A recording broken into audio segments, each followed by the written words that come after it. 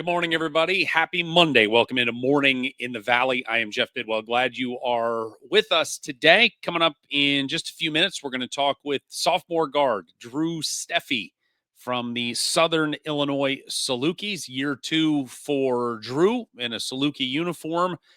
Year 2 of the Scott Nagy era. We'll talk about how the summer has gone so far for SIU as things winding down, certainly in the land of summer workouts, and also talk about we're gonna get into the weeds a little bit about the trash talking with Drew Steffe, which I have an up close and personal memory of that from last year that we'll work out together between he and I. But really enjoyed my talk with him, and we'll have that for you here in just a couple of minutes. Guest list this week, a busy week. Drew Steffe today. Coming up Wednesday, we'll talk with Brian Wardle, the head coach of the Bradley Braves. Big news with Coach Wardle that we'll get to in just a moment. That'll be Wednesday. And then Friday, we'll talk with the longtime head coach of the Northern Iowa women's program, Tanya Warren. She will be with us as well. So a busy week. And hope you will be with us Wednesday and Friday as well as you are with us today. And glad you are with us as always. If you haven't done so already, head on over to YouTube and subscribe to the show there. It's free to subscribe. Just search Morning in the Valley. Hit the little subscription button. Helps the show continue to grow, getting all those algorithms and all that good stuff. There's a little notification bell that you can set a reminder every time we go live. You will be reminded that, hey, we're up and running Monday, Wednesday, and Friday at 9 a.m. But share, comment, like, all that good stuff. It helps us out, helps the show continue to grow, and could not have come this far without all of you as we're closing in now on 4 months of doing this, and appreciate all of your support.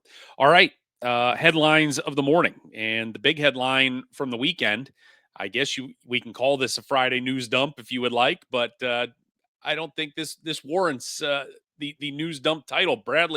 Brian Wardle has a contract extension to stay in Peoria indefinitely. Dave Aminian from the Peoria Journal-Star doing some reverse engineering, I guess, of the past, and basically saying no terms of the deal were disclosed. And Bradley, private school, that is their right and privilege.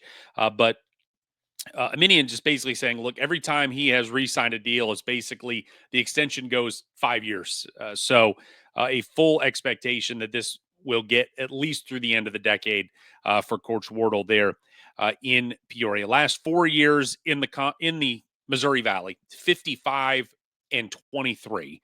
He has unfortunately fallen victim to Drake the last 3 years. And when you look at the last 3 years, 76-31 overall. There have only been 21 teams in the country with more than 76 wins in the last 3 years.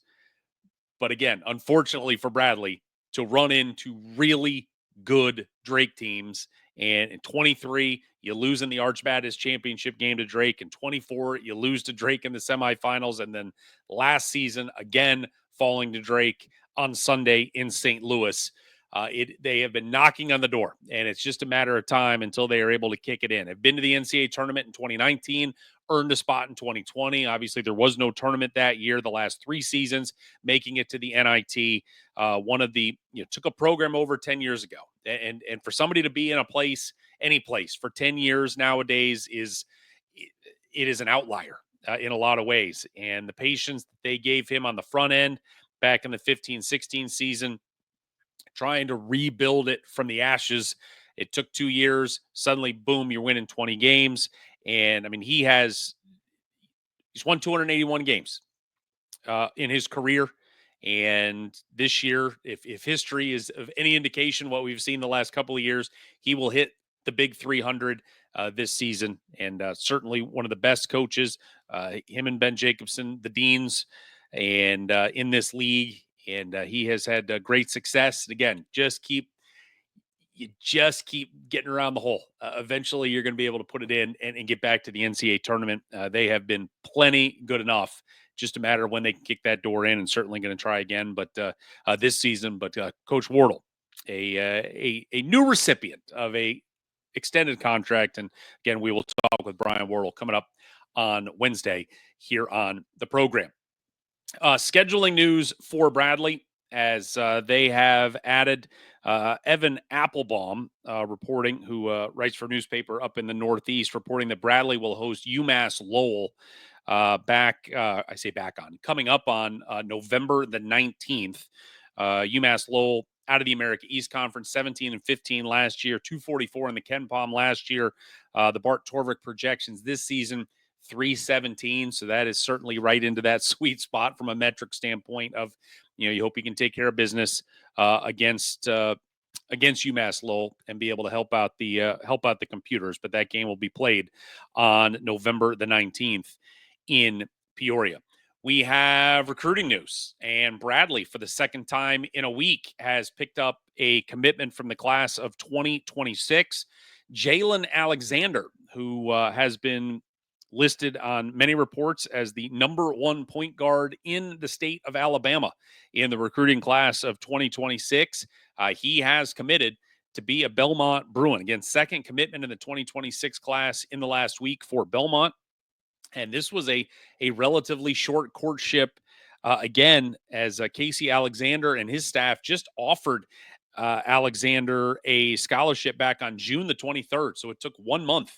And Alexander had seen enough, had about a dozen offers, including from Valley Schools UIC and Murray State. Now, it was the former Murray State staff that had offered Alexander.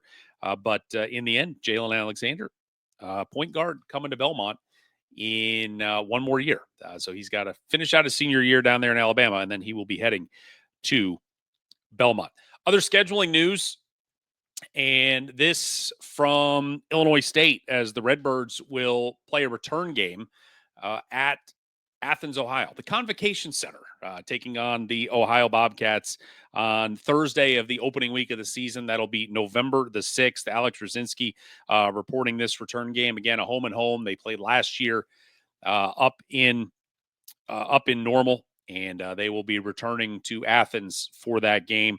Ohio, generally a team towards the top of the MAC, and a game that we would like to think will be a good road game for Illinois State.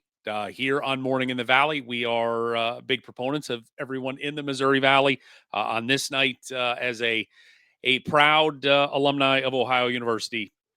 I will have to look away and root for the green and white on that night. But Illinois State got the Bobcats last year. We'll see if they can make it 2 for 2 this year when they return to Athens to take on the Bobcats. We have some more personnel news, and this isn't as much a signing as much as it is finally a signing that we got our guy, and it's Carter Hoppoy from New Zealand has finally arrived in New Zealand, or from New Zealand, and has finally arrived at Valparaiso.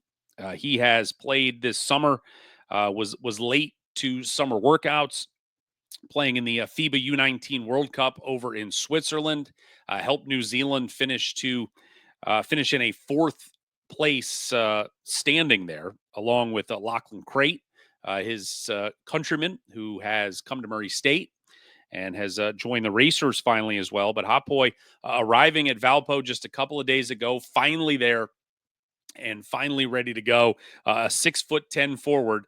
Not many dudes on that roster. You're going to tower over, be half a head, maybe a full head north of Roger Powell there. But Carter Hoppoy has finally arrived in Northwest Indiana. Averaged about 7.5 points, 6 rebounds, 2 assists per game in that FIBA U19 World Cup tournament. Shot 40% from the field, 62% from 2. Dabbled outside a little bit with the 3-point line, but can score around the rim and will bring some substantial size there. Another 6'10" guy to Valpo to help out the Beacons coming up this season. Speaking of big guys, Jacob Hudson, the former Northern Iowa Panther, he has signed a contract to begin his professional career. He will head over to North Macedonia, playing with a team, the KK Rabotniki. I'm sure it's not right. My North Macedonian. I didn't take any of that homework this weekend, but heading to North Macedonia to begin his career, and it's always I always love these deals for these kids, just from a standpoint of if it's 1 year, if it ends up being 10 years, whatever it may be, that, to go out um, and to see the world. This game it's a beautiful game, and it can take you to a lot of places. And in this case, I don't know that Jacob Hudson ever would have gone to North Macedonia at any point in his life, but basketball has taken him there, and get a chance to experience the world a little bit, and see how that goes there. And you see guys all the time. They'll play a year or two here, and then they'll bounce around. I mean, we did. Former Murray State guard Tevin Brown, who was he technically not part of the Missouri Valley. His last year was 2022 when the Racers finished up their time in the OVC, but he's just signed a contract in Germany. I mean, you see guys that there are leagues that play different seasons, spring, summer, winter, and so on, around the world. And, Tevin has already played, here in the U.S. He's played in Canada, Poland, Turkey, Australia, now in Germany. And, you get to play year round. You get to go see a lot of wonderful places and get some life experiences. And that's what, again, basketball, so many positives come out of it. Yep, you get to play professionally, you get paid to play the game you love, but you get to see some places you'd probably never get to see otherwise. And so, congratulations to Jacob Hudson, signing his first professional contract and heading to North Macedonia. All right, time now to welcome in our guest. It's Drew Steffe, sophomore guard from Southern Illinois. Got a chance to catch up with him a little bit earlier this morning. We had a late Sunday evening panic between myself and our Southern Illinois sports information director, my man Tim up there. That they had some apparently some schedules. We've had this on the books for weeks, and everything was good. And then SIU's women are away now, and so the men's practice schedule moved up right at the 9:00 hour. So we got up bright and early this morning before Drew was able to had practice and had weights this morning as well. So it's been a busy morning for him. He was kind enough to be up, as my grandfather would say, before breakfast, and basically rolled out of bed and did the interview with us today. So very much appreciate his time today as we talked about year one in Carbondale, getting ready for year two, and the one thing about Drew, and we will go into this, I'll go into this with him, is sports are better when there are characters. And Drew Steffe is most definitely a character. And he's a character that runs his mouth a little bit. And depending on your perspective and the prism you look through, you might not necessarily care for it. I may have been that guy before, but he has 100% won me over. Love this kid and rooting for him to have another big season up there in Carbondale with the Salukis. But time now to welcome in our guest. He is the sophomore guard from Southern Illinois. Here is Drew Steffe. Drew Steffe, we've been doing this show here for almost 4 months. This is certainly the earliest in the morning we've ever had to do an interview. So appreciate the time. We got weights, we got practice coming up early on. What's the breakfast champions for Drew Steffe? We'll get a little some fruit action to start the morning, and then probably like a bar or something before practice, in between weights and practice. But then go have like a good solid lunch. So just try to get through until I can get my good lunch going. So how has, I guess, summer winding down at this point? How has everything gone for you guys this summer? It's been going real great, man. It's second year with the coaching staff and with Coach Nagy, and we got some returners back too. So it's been really smooth, way more smooth than it was last year. So it's been great. All the new guys we've got have been incredible, and the team's just coming together along real well. Let's take a quick hop into the Wayback Machine with last year. Just as a whole, your first year with the program, first year for seemingly everybody in the program, as you said, new coaching staff and all of it. And it was kind of a tale of a couple seasons. You had that stretch. You guys got off to an awful start in the Valley, and then all of a sudden you were rolling, and 14-19 at the end of the day. How do you think it went, all things considered? Definitely not how we planned. That's not what we wanted whatsoever. But we did have some bright spots last year, which was good for us, good for the team, and just to show that what we could really do what we wanted to do. It's just we didn't do it on a consistent basis. So I feel like we really need to change that this year and be consistent all the way through. And we're incredibly talented this year, and we have people that really bought in. So I think we'll show what we wanted to do last year this year. Your season was also kind of a tale of two seasons. After the first of the year, you started all the time, which I'm sure was, hey, kids like to start. That's awesome. But it was like from a shooting standpoint, when I was looking last night, you're like first 24 games, you're 28% from three. You scored 4.5 points a game. And then the last 9 games, suddenly you're 55% from three, 12.5 points a game. What switch flipped for you in that final month or so of the year? Just getting used to it, confidence, pretty much everything. I finally just played how I play. So it took me obviously a while, which was not what I planned, but I definitely got to it. So I just want to continue building off those last 9 games and just going in this year and keep going. This season, I maybe as much this summer. You started your career at Texas Tech, you leave, you come up to SIU, and so for the first time, I guess maybe 3 years, you're at a place for a back-to-back year. Just what is your level of comfort of just walking in the door and, again, just for lack of a better word, being comfortable with? I'm not trying to figure out how practices run or where practice is or any of that. Just what has this summer been like for you? It has been comfortable, but it's been good just off the fact that it's comfortable, but we're still pushing and doing different stuff. So it doesn't feel like it's the same thing over and over again. And we have new people on the team. But one thing I will say that makes it way more comfortable is the whole coaching staff stayed. So we don't have any new faces from that point of view. And so we know what to expect, and it's good for me to know what to expect, because then all the people that are new, I can tell them that we didn't know that last year. We had 14 new guys, and coach has never coached any of the guys. So it's definitely been a blessing that everybody stayed on the coaching staff, and we've had some returners just for the new guys to know what to expect and know what to come in and do on a day-to-day basis.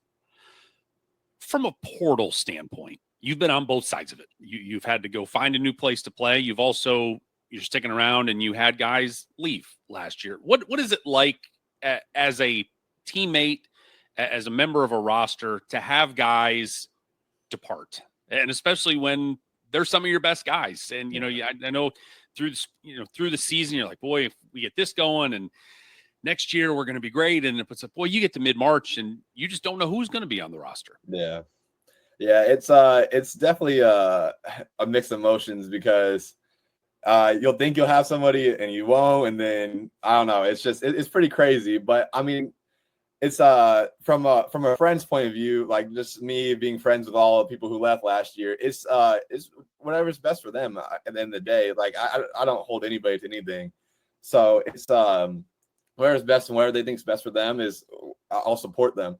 But I just wanted to stay loyal, and last year they showed me a lot of love, so I didn't want to go anywhere or do any of that, and I want to be a Saluki.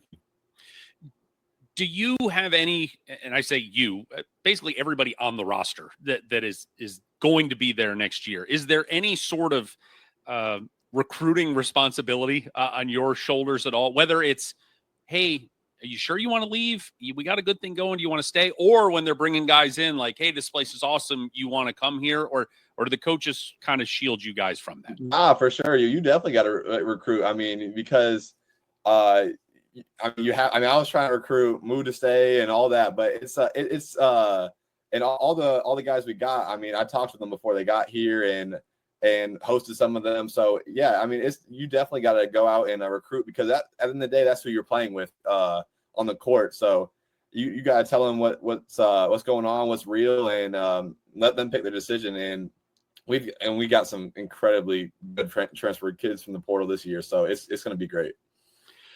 Okay, full disclosure, and I don't know if this has gotten passed on to you, that one of my other jobs, I do radio for Murray State, and so there's a beautiful thing in sports. There are villains and the good guys. And depending on what side of the aisle you're on, it's all of of one person's villain is another person's hero, and that's fine. And there was a game last year in Carbondale, one of the 2 times the racers had to come up there, and I remember the first half, and something good happened for you guys, and you ran right in front of us.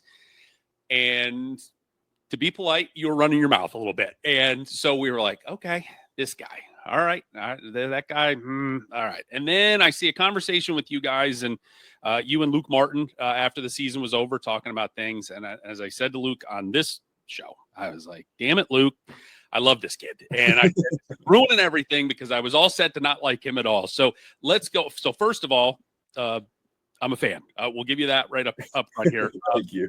Where does the run in your mouth portion of the program come from? Because you seem to not ever stop talking on the floor. Yeah.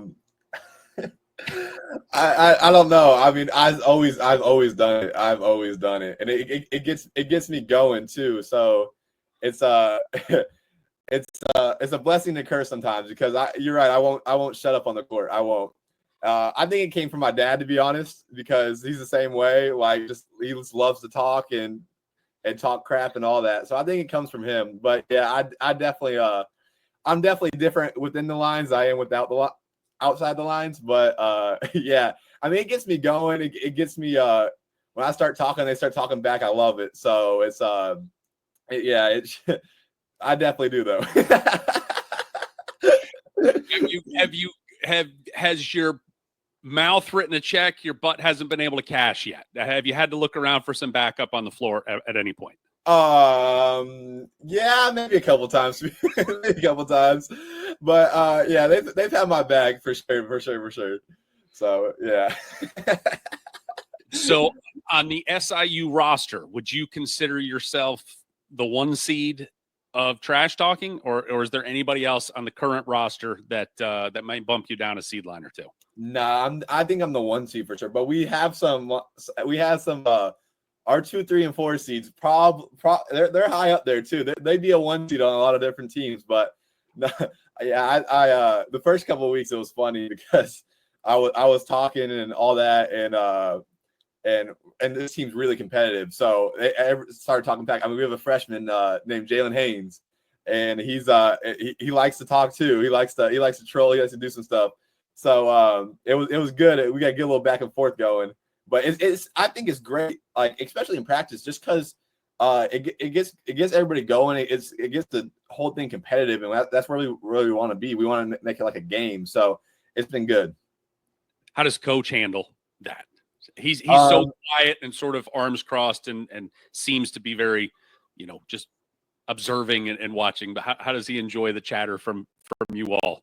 He loves it sometimes and he hates it sometimes. You don't know. Like sometimes, like I know he wants me to shut up, but then other times he's like, "Hey, keep it going." So it's a fine line, but it's definitely 50-50. Who is Drew Steffe outside of basketball? Just somebody. I really just chill outside of basketball. I don't do a lot. I'm in the gym a lot, but outside, hanging with my family, hanging with my friends, just chill. I mean, not do too much, really, to be honest. Any hobbies? Anything? I golf here and there. Golf Okay. Golf is the hardest sport ever, though. It's way harder than basketball. So golf just makes me mad, so I try not to play as much.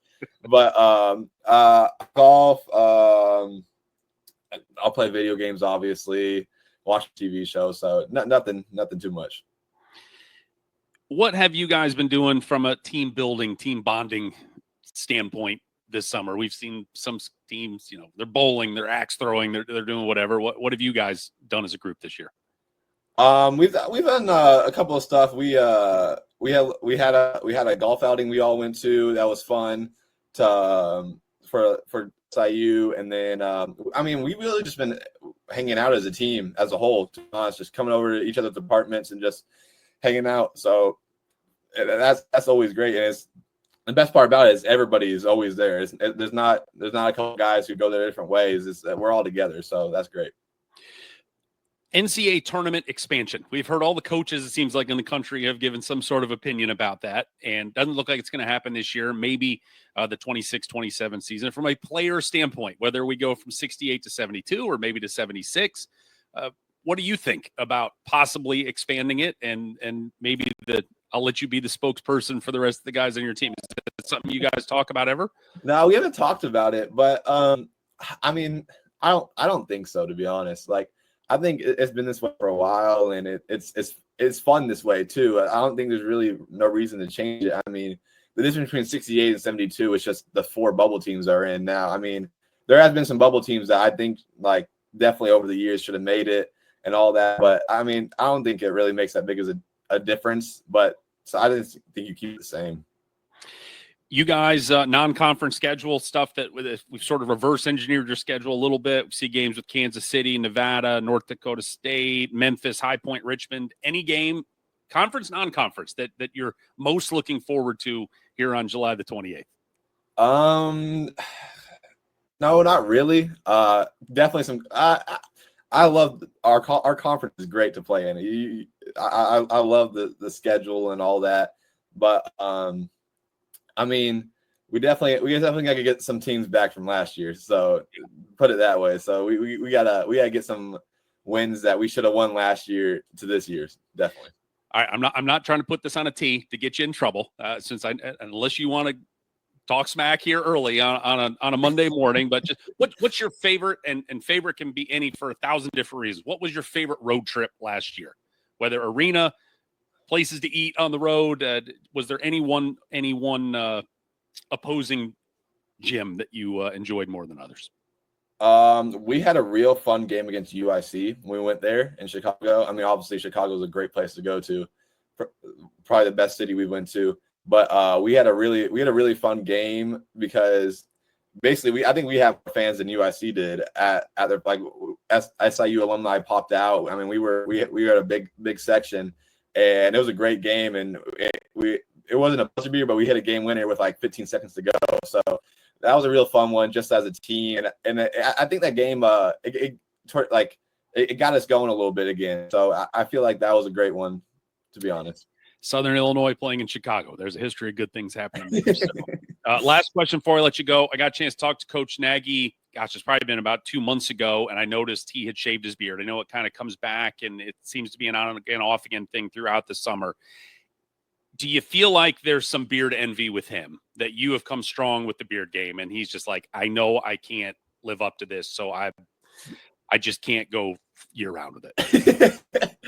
He's so random with it. Like, he'll shave it and then he won't, and then I don't know. I always ask him, and I was like, "Is there like any way?" He's like, "I mean, I don't know. I just shave it sometimes." And I'm like, "All right, coach." But no, I definitely I came I looked at a picture from the beginning of last year. I had no nothing. I just had a mustache, and that was it. So yeah, I definitely came in. I don't know what I'm gonna do with it. I was thinking about shaving it yesterday, but now I don't know.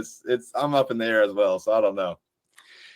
Buddy, you walking around with facial hair when it's 100 degrees every day, that just shows toughness and grit. And I know that's the salute. At least, you think it's hot out here. If you're in Texas, it's way more hot in Texas. Way more hot. This is good. Nice weather. Really nice weather. Bless your heart. Bless your heart. It is awful. Drew Steffe, sophomore guard for Southern Illinois. Busy morning for you. Appreciate the time, and best of luck. And we will see you down the road soon. Thank you so much. All right, there is Drew Steffe. And first impressions sometimes lead you astray. And sometimes it's important to take the time to get to know somebody, because getting to know that young man, even just watching him in a non-basketball setting, watching him talk to Drew, our buddy Luke Martin up there at SIU, and I'm like, like I said, it's just, you want to dislike kids. Not kids. They're sort of nameless, faceless. They're on the other team. So we're just going to work up some sort of sports dislike, which shouldn't really exist outside of the sporting realm. And then you see him, and then you get a chance to talk to him, and I'm like, I love this kid. Love him. He's just amazing personality, and certainly a wonderful addition to the Carbondale and Southern Illinois community, and an easy kid to root for. Outside of a couple nights a year, the Racers will have to bump into him, but certainly had a heck of a close to last year, and we'll be very interested to see if he's able to just roll that right into the start of the season and be shooting 55% basically from three for the last month of the year was a heck of a way to close. Had 20 points at UIC, 18 at Illinois State. I think if memory served, like 9 for 10 from three in those 2 games. He was really, really good down the stretch. And Scott Nagy and crew up there in Carbondale, hoping that can roll back out here for sophomore season. His sophomore season there as a Saluki. Thank you to Drew Steffe for being with us today. Wednesday, again, Bradley head coach Brian Wardle will be with us. Friday, Tanya Warren, Northern Iowa women's head coach, will be here on the program. If you haven't done so already, please head over to YouTube, search out Morning in the Valley, subscribe to the show there.